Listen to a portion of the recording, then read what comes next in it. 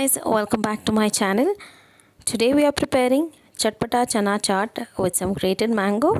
Let's start with the ingredients.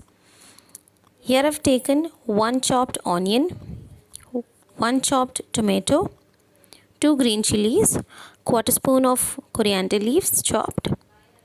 I've taken 1 potato which is chopped and I've boiled the potato and chopped it, a half spoon of chaat masala, salt to taste.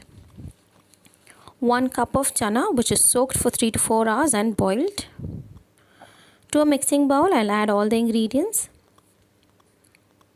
And while we are boiling the chanas, make sure you add a little of salt to taste and keep it for 3 to 4 whistles. So here I've added all the ingredients now. I'll add some salt and chaat masala to it, and make sure you add a little less amount of salt because we have already added salt to the chanas while we boiled it.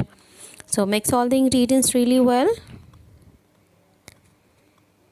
Now we'll add the chana and combine the ingredients again.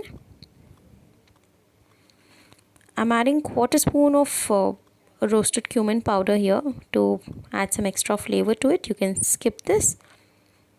So just mixing this well. So I'm adding it here and I'll combine all the ingredients again.